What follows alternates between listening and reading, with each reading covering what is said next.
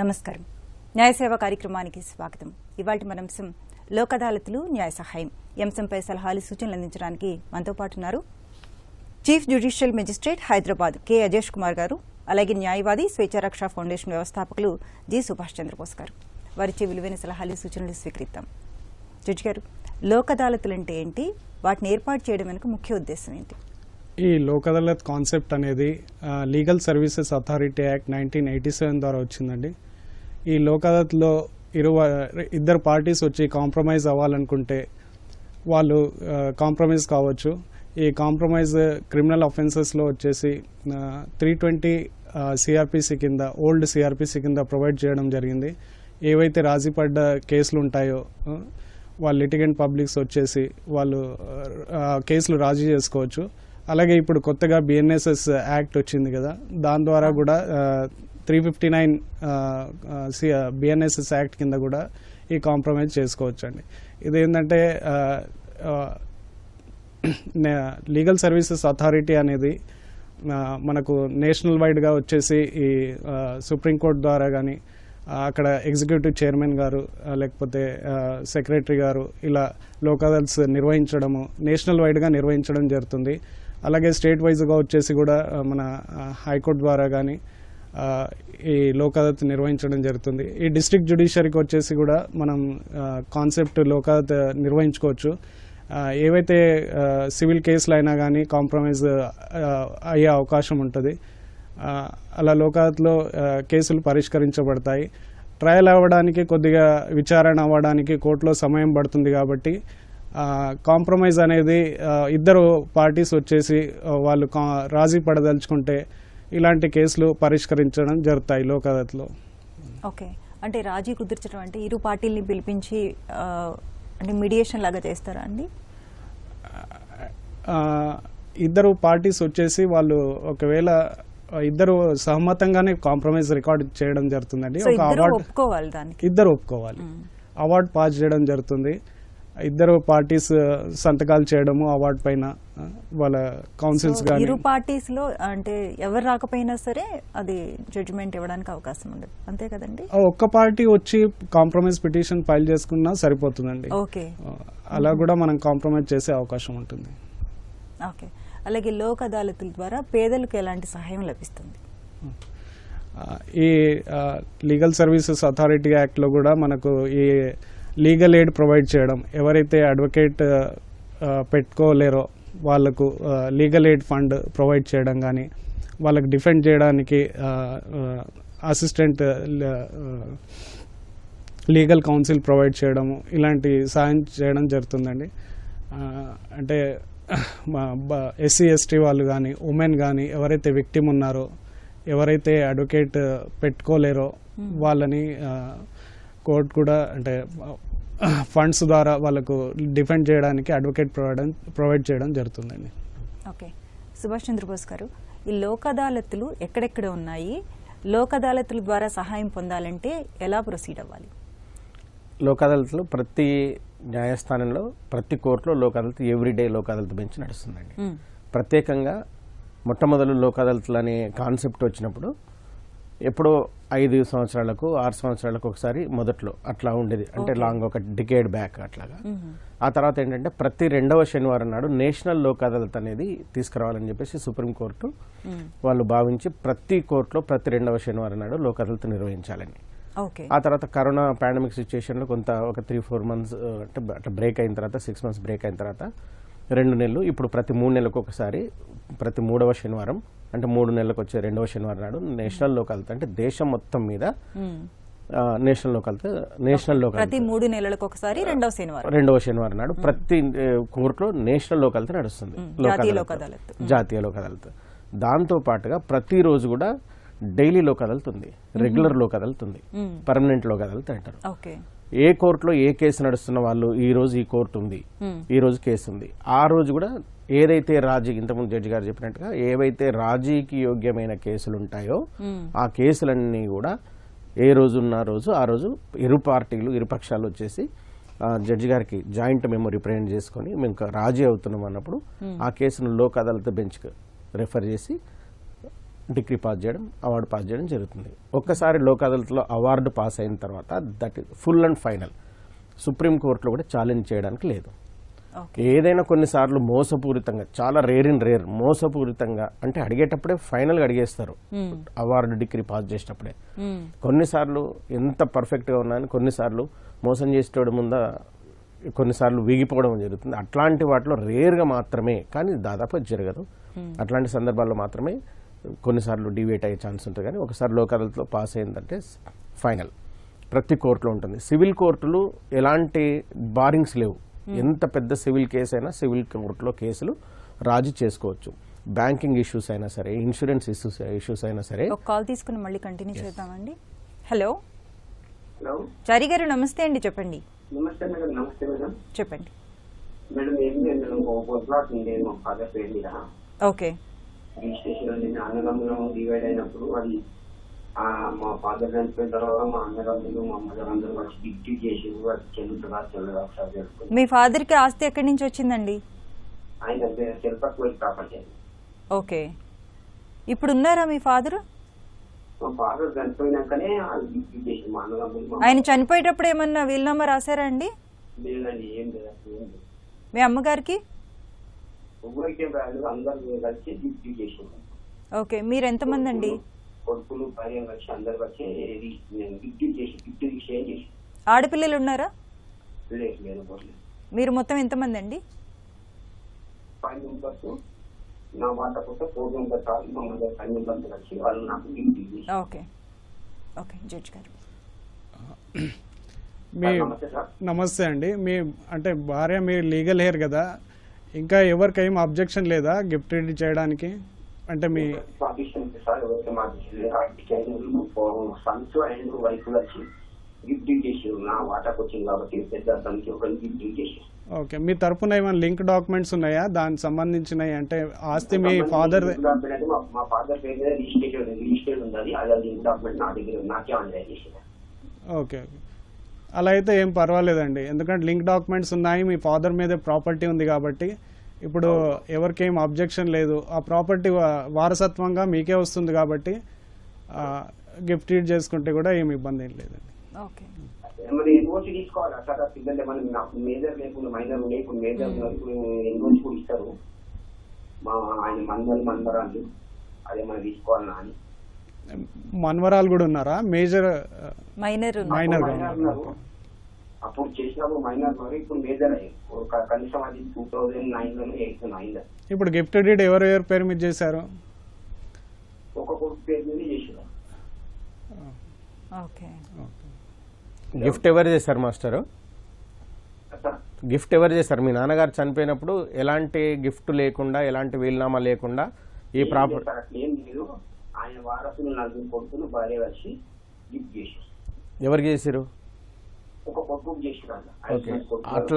అట్లా ఉండదండి. ఇప్పుడు ఎవరైతే చనిపోయినరో చనిపోయిన ఆయన పేరు మీద అతను సెల్ఫ్ ఎక్వైర్డ్ ప్రాపర్టీ కాబట్టి ఆయన చనిపోక ముందు ఎలాంటి వీలునామా కానీ గిఫ్ట్ కానీ చేయకుండా ఉన్నట్టయితే ఆయన బతుకున్న కాలంలో ఏదైనా చేస్తేనే చెల్లుబాటు అవుతుంది, సెల్ఫ్ ఎక్వైర్డ్ కాబట్టి.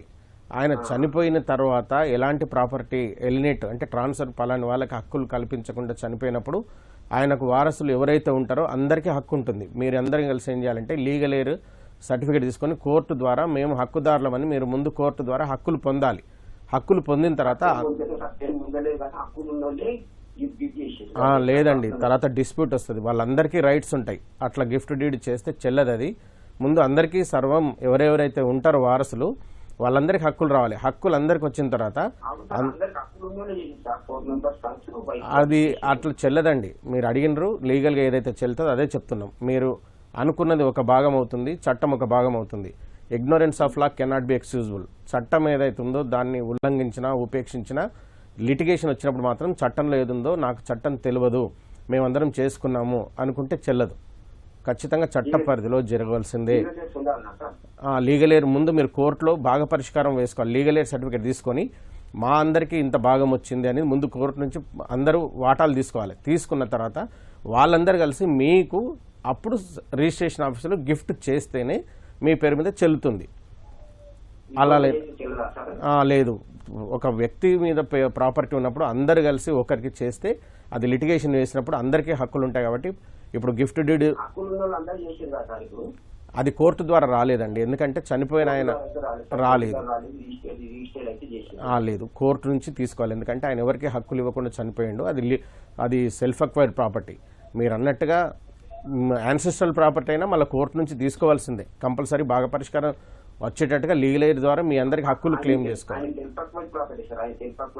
కాబట్టి అతను ఎవరికి రాయలేదు కాబట్టి కోర్టు ద్వారా మీరు లీగల్ ఎయిడ్స్ అని డిక్లేర్ చేసుకోవాలి. లీగల్ ఎయిడ్స్ అని డిక్లేర్ చేసుకున్న తర్వాత ఆ లీగల్ ఎయిడ్ సర్టిఫికేట్ కోర్టు నుంచి ఇంత 6 months ప్రాసెస్ అండి. లీగల్ ఎయిడ్ తీసుకోవడం మ్యాక్సిమం 6 months, 3 నెలల లోపల అయిపోతుంది. అది లీగల్ ఎయిడ్ సర్టిఫికేట్ తీసుకొని బాగా పరిష్కారంలో మీ అందరికీ హక్కులు వచ్చిన తర్వాత ఎవరెవరైతే హక్కులు వచ్చి ఎవరికైతే గిఫ్ట్ చేయాలనుకుంటున్నారో అప్పుడు తీసుకుంటే చెల్లుబాటు అవుతుంది.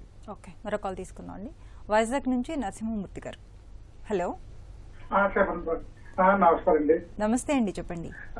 నేను ఒక ఆవిడకి అమౌంట్ తీసుకుందండి, చెక్ చల్లం ఇచ్చిందండి. ఓకే, ఎంత అమౌంట్ అండి? చల్లం ఇచ్చి మేము కోర్టు నోటీస్ పంపించి, అదే లాయర్ నోటీసు, ఆవిడ నోటీసు తీసుకోవడానికి వెనక పంపించారండి. ఓకే, అయితే అది ఈ లాయర్ గారు ఏం చేశారంటే కోర్టులో ఫైల్ చేయలేదు కేసు ఫైల్ చేయకుండా ఇది గవర్నమెంట్ లాయర్ నాకు అప్పచెప్పారు అనమాట. ఎల్లపు పరమేశ్వర గారు అని చెప్పేసి నాకు అప్పచెప్పారండి. ఓకే, అయితే ఇదేదో లోక్ అదాలత్ అనమాట. నేను చేయను చెప్పేసి ఎప్పుడు 8 మాసాల నుంచి అలా వరకు లాక్ వచ్చారండి. ఆవిడ అరెస్ట్ వారెంట్ కానీ ఏమి అసలు కానీ అసలు కేసే ఫైల్ చేయలేదు మేడం గారు. కేసు ఎక్కడ ఉందండి? కేసు కోర్టులో ఉందా? లేదండి, అసలు కోర్టులో కేసు ఫైల్ చేయలేదు. ఎల్లపు పరమేశ్వరరావు అండి ఆయన పేరు. ఓకే, లాయర్ గారు.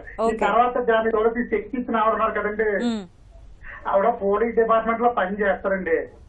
ఓకే, పోలీస్ డిపార్ట్మెంట్ లో అద్దం పెట్టుకుని మమ్మల్ని హెరాస్మెంట్ చేస్తుంది మేడం గారు. ఆ చెక్ ని డిపాజిట్ చేశారా మీరు?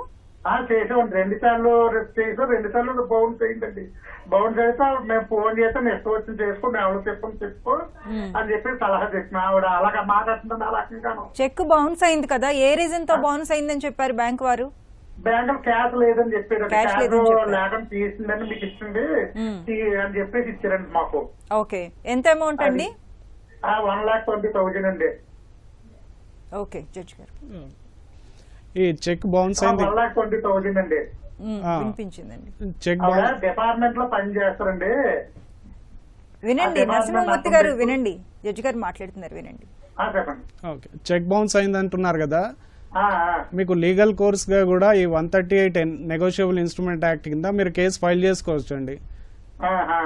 చెక్ బౌన్స్ అయింది కాబట్టి మీరు కోర్టుకు వచ్చేసి ఒక కంప్లైంట్ ఫైల్ చేయండి 138 నెగోషియబుల్ ఇన్స్ట్రుమెంట్ యాక్ట్ కింద. 138 అండి.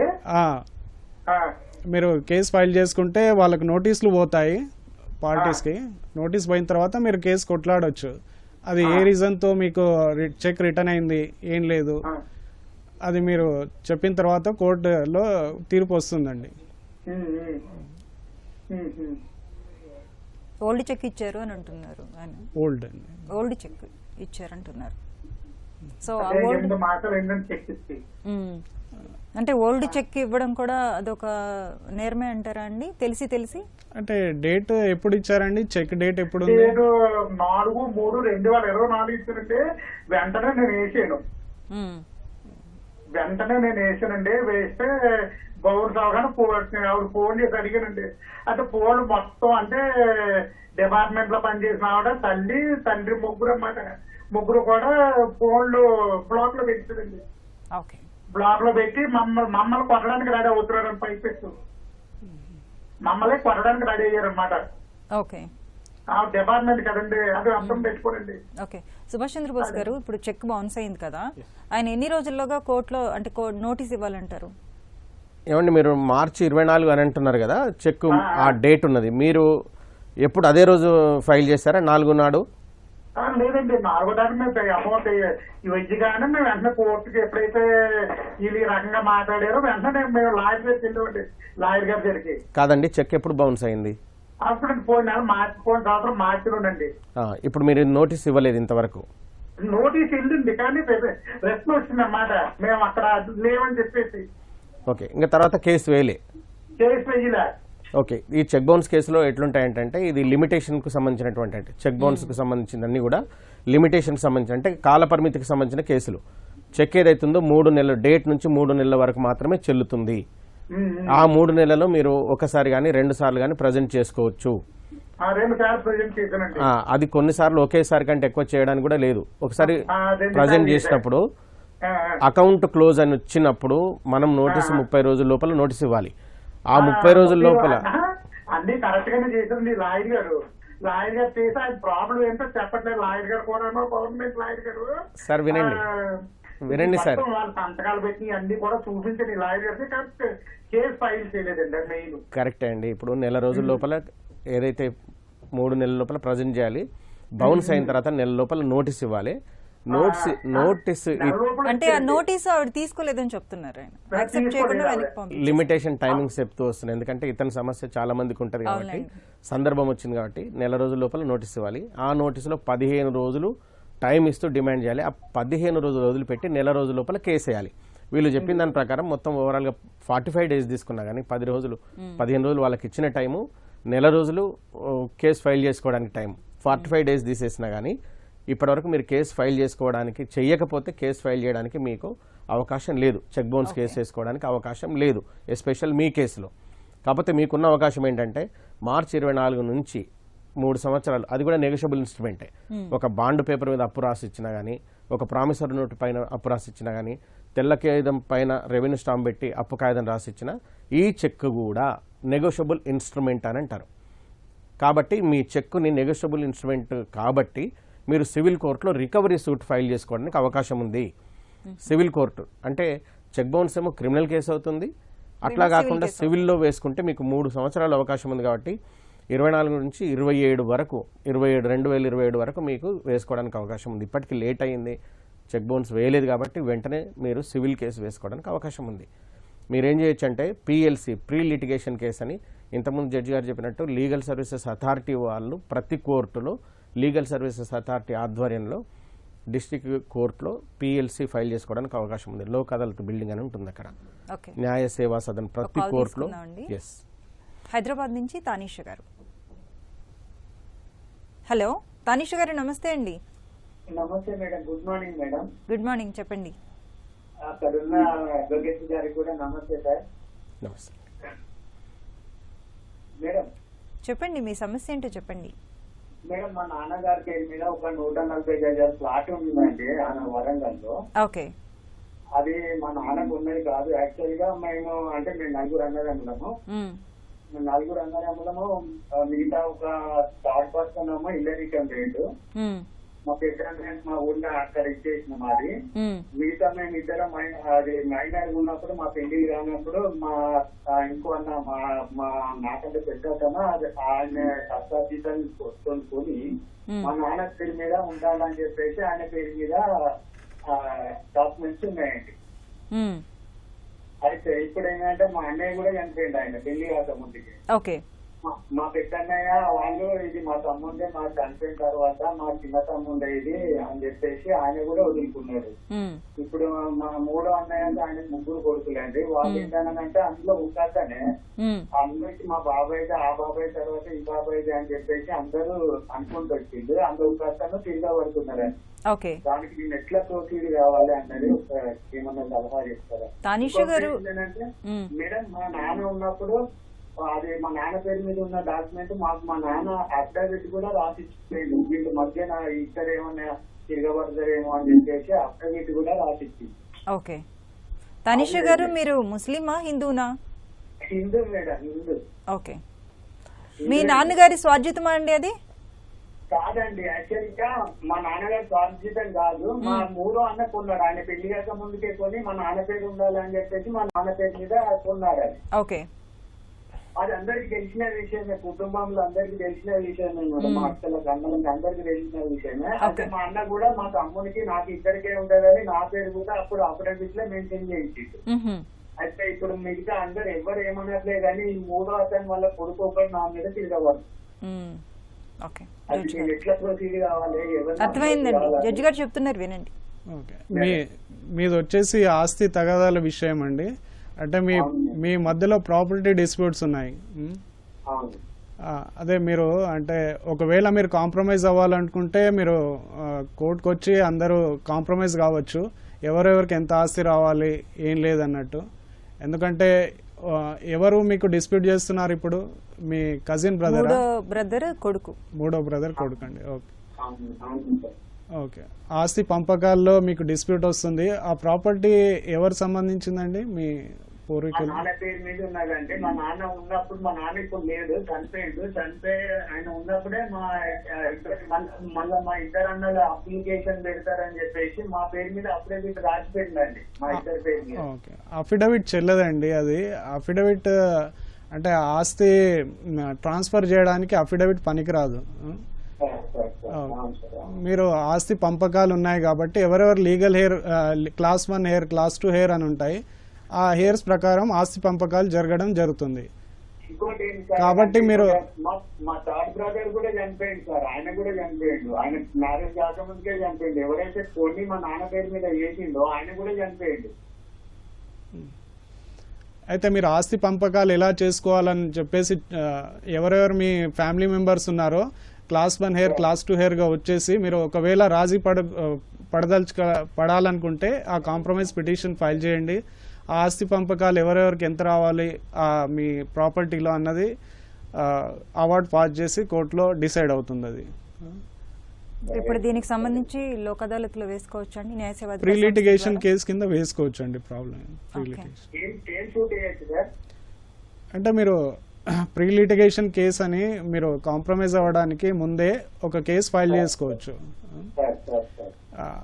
మీ ఫ్యామిలీ మెంబర్స్ అందరినీ పిలుచుకొని లోక్ అదాలత్ ద్వారా, అంటే న్యాయ సేవా అధికార సంస్థ ఉంటుంది ప్రతి జిల్లా కోర్టులో, అక్కడికి వెళ్ళి మీ సమస్య వాళ్ళకి చెప్పినట్లుంటే వాళ్ళు మీకు పరిష్కారం చూపిస్తారు. నమస్తే సార్. మరో కాల్ తీసుకుందాం అండి. వైజాగ్ నుంచి హర్షిత్ గారు. హలో. నమస్తే మేడం. నమస్తే అమ్మా, చెప్పండి. నమస్తే సార్.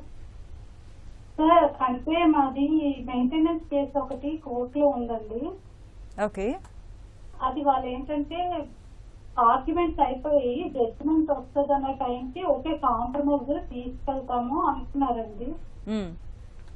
అంతకు ముందు అలాగే తీసుకెళ్లి మళ్ళీ 3 months తర్వాత ఇలాగే ఇబ్బంది పెట్టి మళ్ళీ పంపిస్తారు. అంటే అప్పుడు కాంప్రమైజ్ చేసుకున్నారా అమ్మ 3 months బ్యాక్? అంటే పోలీస్ స్టేషన్ లో పెడితే కాంప్రమైజ్ చేసుకుందాం తీసుకెళ్లారు. 3 months బాగా చూసారు, తర్వాత మళ్ళీ ఇంటికి పంపించేశారండి కొట్టి, నేను చూడమని. ఇలా లోక్ అదాలత్ లో పెట్టిన తర్వాత మాకు అలాంటిది ఏం జరగకుండా సేఫ్టీగా ఉండగలమా, లేకపోతే ఏంటంటే మళ్ళీ అలాంటిది రిపీట్ అయ్యే ఛాన్స్ ఏదైనా ఉందా అని తెలుసుకోవడానికి మేడం. ఓకే అమ్మా, లోక్ అదాలత్లో పెట్టిన తర్వాత దాంట్లో టర్మ్స్ అండ్ కండిషన్స్ ఉంటాయి. అంటే వాళ్ళు మీకు ఎవరైతే బాధ పెట్టిన వాళ్ళు ఉంటారో, మీకు కష్టపెట్టిన వాళ్ళు, ఎవరి నుంచి మీకైతే ఇబ్బంది ఉందో, ఏ రకమైన ఇబ్బంది ఉంది అంటే ఆర్థిక సమస్యల మీద ఉందా, ఎమోషనల్గా ఉందా, లేకపోతే ఫిజికల్గా టార్చర్ ఉందా, మెంటల్ హెరాస్మెంట్, అడిషనల్ డిమాండ్స్, వీటన్నిటి మీద ఏమన్నా ఉన్నాయో వాటన్నిటిని ఒకసారి కూలంకుషంగా మీరు, మీ లాయర్ గారు ప్లస్ అక్కడ ఎవరైతే వాళ్ళు ఉన్నారో ఆపోజిట్ అంతా కలిసి మాట్లాడి మీకు టర్మ్స్ ఫైనల్ చేసుకోండి. ఆ టర్మ్స్ పేపర్ని ఏదైతే మీరు సెటిల్మెంట్ లోక్ అదాలత్లో పెడతారో, లోక్ అదాలత్ వాళ్ళు సెటిల్మెంట్ ఇచ్చేటప్పుడు అవార్డు కాపీ అని ఇస్తారు. అవార్డు కాపీలో ఈ టర్మ్స్ కాలం ఉంటుంది. ప్రిస్క్రైబ్డ్ ఫార్మేట్లో అవార్డు ఇచ్చే దాంట్లో టర్మ్స్ అండ్ కండిషన్స్ ఉంటాయి. అక్కడ టర్మ్స్ అండ్ కండిషన్ రాసుకొని సంతకాలు పెట్టుకుంటే ఆ టర్మ్స్ ఎవరు డీవియేట్ చేసినా కానీ ఖచ్చితంగా శిక్షారు. మళ్ళీ మీకు ఎవిడెన్స్ లాగా ఉంటుంది. మళ్ళీ మిమ్మల్ని ఇబ్బంది పెడితే మీరు ఏమైతే టర్మ్స్ అంటే విధి విధానాలు, నిబంధనలు ఏమైతే రాసుకుంటున్నారో అవన్నీ కూడా సెటిల్మెంట్ దాంట్లో రాసుకోండి. ఒక MoU, memorandum of understanding, me family settlement ఏదైతే అవుతుందో కుటుంబానికి సంబంధించి పరిష్కారం, అదొక మెమరాండమ్ ఆఫ్ అండర్స్టాండింగ్ కింద రాసుకొని దాన్ని జతపరుస్తూ ఈ అవార్డు కాపీలో కూడా టర్మ్స్ అండ్ కండిషన్స్ రాయాలి. రాసి అక్కడ సంతకాలు తీసుకుంటారు. ఆ పేపర్ మీ దగ్గర ఉంటే ఫర్దర్గా వాళ్ళు ఏమన్నా మిమ్మల్ని ఇబ్బంది పెట్టినా, ఇబ్బందులు అనేది ఒకసారి కాగితం మీద రాసినంత మాత్రాన మనుషుల్లో మనస్తత్వం మారినంత వరకు ఇబ్బందులు రావని కాదు. కాగితాలు లేకుండా మనస్తత్వం మారినప్పుడు ఇబ్బందులు రావు. మనస్తత్వం మారినంత వరకు కాగితంలో ఉన్నా కానీ ఇబ్బందులు వస్తాయి. కానీ ఈ పేపర్ ఉండడం వల్ల, ఈ అవార్డు కాపీ ఉండడం వల్ల మీకేమన్నా భవిష్యత్తులో ప్రాబ్లం వస్తే తప్పకుండా అది మీకు హెల్ప్ అవుతుంది. కాకపోతే మళ్ళీ అంటూ మిమ్మల్ని వెళ్ళగొట్టి ఉంచుకునే పరిస్థితి లేకుండా నెగ్లెక్ట్ చేసి ఉన్న తరుణంలో ప్రతి నెల నీకు ఇంత ఇస్తాను అని కూడా దాంట్లో రాపించుకోండి. మళ్ళీ కొత్తగా మెయింటెనెన్స్ కేసు వేసి వాళ్ళకి సమన్లు ఇష్యూ చేసి కోర్టుకు పిలిపించుకొని ట్రయల్, ఈ ప్రాసెస్ అంత ఉండదు. కలిసినంత వరకు నేను చూసుకుంటాను. ఏదైనా కారణాల వల్ల నా నుంచి ఇబ్బంది వచ్చి ఆమె బయటకు పోతే ప్రతి నెల పిల్లలకు ఇంత, చదువులకు కానీ ఆరోగ్య సమస్యలు కానీ ఈవిడకి ఇంత ప్రతి నెల ఇస్తానని దాంట్లో రాపించుకోండి. ఆ టైంలో ఈ అవార్డు కాపీ ఉండడం వల్ల ఎన్ఫోర్స్మెంట్కి ఈజీగా ఉంటుంది. ఫ్యూచర్లో ఎలాంటి ప్రాబ్లం రాదు. ప్రాబ్లం వచ్చినా వాళ్ళు బైండ్ ఓవర్ అవుతారు, లయబిలిటీ ఉంటుంది. ఆ రకంగా మీ లాయర్ గారిని సంప్రదించి మీకు ఇబ్బంది లేకుండా న్యాయం జరిగేటట్టు చూసుకోండి. ఒక కాల్ తీసుకుందాం అండి. వనపర్తి నుంచి రాము గారు. హలో, హలో, నమస్తే అండి, చెప్పండి. మేడం నమస్కారం మేడం. నమస్తే అండి. మీరు టీవీ వాల్యూమ్ తగ్గించండి. మేడం ఇప్పుడు చెప్పండి. మేడం నమస్కారం మేడం. సార్ నమస్కారం సార్. సార్ మేము ఇద్దరు అన్నదమ్ములు సార్. మేము ఓకే. అవతల ఇద్దరు అన్నదమ్ములు కలిసి 5 ఎకరాల పొలం డాడీ కొనుక్కున్నాం సార్. అయితే మా చూసాక పెద్ద మంత్రులు ఏం చెప్పారంటే, ఇటు కాకపోతే రాసేటప్పుడు 5 ఎకరాలు ఒక్కొక్క 2 ఎకరాల బిడ్డలో ఎకరం బాబు డాక్యుమెంట్ కనపడుతుంది సార్. రాసేటప్పుడు ఎకరం బావు రాశారు సార్. డాక్యుమెంట్ రాసేటప్పుడు ఓకే. ఇద్దరు అన్నదమ్ములు కలిసి మొత్తం 5 ఎకరాలు టోటల్ సార్. అంటే పెద్ద మంత్రులు వచ్చి ఒక 2-3 సంవత్సరాల కింద ఇద్దరు సరే ఈ భాగం ఇచ్చుకొని ఈ భాగం ఈ విధంగా చేసుకోవాలని చెప్పారు సార్. ఓకే. ఇప్పుడు మా తమ్ముడికి పొలం ఎక్కువ ఉంది, నేను పొలం మళ్ళీ పంచుకున్నాం, మళ్ళీ కొలత చేసుకుని మళ్ళీ సర్వే చేసుకున్నామంటే మా తమ్ముడు సర్వే నేను డబ్బులు భరించను, నిల్వ చేసుకోలేదు. నాకు బాగా నేనేమంటున్నాను, డాక్యుమెంట్లు ఏ విధంగా ఉందో అదే విధంగా బాగా పరిచయాలు చేసుకున్నాం విధంగా అంటున్నాను సార్. మా తమ్ముడు ఒప్పుకోవట్లేదు సార్. నా మీద డాక్యుమెంట్లు చేసి నాది మా తోట ఉంది, మా తోట కాయసం పని అవుతుంది సార్. ఇలా పెద్దలు లేదు సార్. ఓకే. మొత్తం ల్యాండ్ అయితే 5 ఎకరాలు ఉంది, కానీ డాక్యుమెంట్స్ లో మాత్రము 1.5 ఎకరం 1.5 ఎకరం మాత్రం ఉంది, అంతేనా? 5 ఎకరాలు ఒకరికొరకు 5 ఎకరాలు వస్తుంది మేడం. ఒకరొకరికి 5 ఎకరాలు వస్తుంది. ఒకరొకరు 2.5 ఎకరాలు వస్తుంది. 2.5 ఎకరాలు వస్తుంది. మరి ఇంతకుముందు మీరు డాక్యుమెంట్ లో 1.5 ఎకరం ఉందని చెప్పారు. అంటే ఒక్కొక్క బిట్టి మీద 2 ఎకరాలు ఒక్కొక్క వ్యక్తి దగ్గర ఇద్దరు అన్నం దగ్గర కొంచెం మేడం కొనుక్కోలే మేడం. ఒక వ్యక్తి దగ్గర 2.5 ఎకరాలు, ఒక వ్యక్తి దగ్గర 2.5 ఎకరాలు. ఓకే. అయితే కనపడి డాక్యుమెంట్ రాసేటప్పుడు ఏం చేశారంటే ఎకరం అంటే ఇద్దరికి రాశారు ఎన్ని భాగం అని. నేను డాక్యుమెంట్ ఏ విధంగా అదే విధంగా పంచుకోవాలని నేను అంటున్నాను సార్. ఓకే. మా తమ్ముడు పంచని నేను ఏ విధంగా ఇంతకుముందు సలమాన్లు ఏ విధంగా ఉంటారో అదే విధంగా ఇస్తారు. మా తమ్ముడు బ్యాంక్ లో మార్కెట్కి పోతే మార్కెట్ లో నా పేరు వెళ్ళింది. ఓకే, జడ్జి గారు చెప్తారు, వినండి. అంటే మీరు డాక్యుమెంట్ రాసుకునేటప్పుడు అతని దగ్గర కొనేటప్పుడు మీరు ఎన్ని ఎకరాలని కొనుక్కున్నారు? ఇద్దరు అన్నదమ్ముల భాగాలు 5 ఎకరాలు సార్. 5 ఎకరాలు అయితే ఒక్కొక్క డాక్యుమెంట్ 2.5 అంటున్నారు. 2.5 అయితే ఒక్కొక్క డాక్యుమెంట్ ఎకరం రాసిచ్చారు సార్. డాక్యుమెంట్ లో 1.5 రాసిచ్చారా? అక్కడ ఉంది ల్యాండ్ ఎంత ఉంది అక్కడ? మీకు ల్యాండ్ 5 ఎకరాలు ఉందండి. ఆయన కన్ఫ్యూజ్ అవుతున్నారండి మీరు. మొత్తం ల్యాండ్ 5 ఎకరాలు కదా? అవునండి. మీకు డాక్యుమెంట్ 1.5 ఎకరం ఒకటి అట్లా 2 డాక్యుమెంట్స్ రాశారు ఒక్కొక్కరికి, అంతేనా? 5 ఎకరాల్లో ఇద్దరికి 2.5 ఎకరాలు కదండి.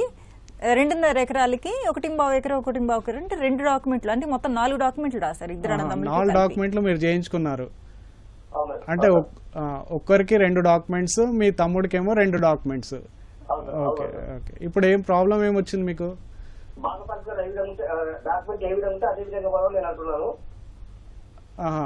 అక్కడ మీ బ్రదర్ ఏమంటున్నారు? మా బ్రదర్ ఒప్పుకోవట్లేదు మేడం. మా పెద్దలు మాకు ఊరి గ్రామం దగ్గర నుండి ఈ విధంగా పంచుకోవాలంటే నివేదన చేసుకోవాలన్నారు. నేను ఒప్పుకోవట్లేదు ఆ విధంగా. అక్కడ సర్వే నంబర్ ఉందా మీ ల్యాండ్ కి? ఉంది sir, survey number 52. Okay okay. Division number ఉందా? సబ్ డివిజన్ నంబర్ ఏమన్నా దానికి డివైడ్ అయ్యి ఆ సర్వేకి, ఆ సర్వే నంబర్కి ఏమన్నా సబ్ డివిజన్ నంబర్ ఉందా? మీరు కొనేటప్పుడు డాక్యుమెంట్స్ చూసుకోవాలి, ఆ ల్యాండ్ ఎంత ఉందో కొలుసుకోవాలి. అక్కడ కొలుసుకొని మీ భాగం మీరు డివైడ్ చేసుకొని అక్కడ పెట్టుకోవాలి. ఆ ల్యాండ్ మీది ఇంత, మీ తమ్ముడిది ఇంత అని చెప్పేసి ఆ కొనేటప్పుడే మీరు సర్వే చేయించుకొని అవన్నీ చూసుకొని ల్యాండ్ మీ భాగం మీరు ఉంచుకోవాలి. అట్లాగా ఇప్పుడు ఇలాంటి ప్రాబ్లమ్స్ వస్తాయి కదా. ఇప్పుడు ఈ ప్రాబ్లం వచ్చిందంటే మీరు ఆ కొలుసుకున్నారా అప్పుడు ఈ ల్యాండ్?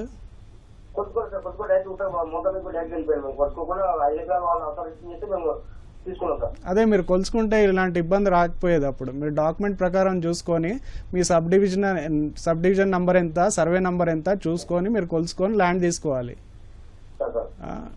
అది మళ్ళీ మీరు సర్వే చేయించి రెవెన్యూ ఆఫీస్కి వెళ్ళి ఒక అప్లికేషన్ ఇచ్చి సర్వేయర్కి అపాయింట్ చేయమని చెప్పేసి ఆ సర్వేయర్ మీ ల్యాండ్కి వస్తాడు, కొలిసి మీ భాగం మీకో మీ తమ్ముడు భాగం మీకు ఇస్తాడు.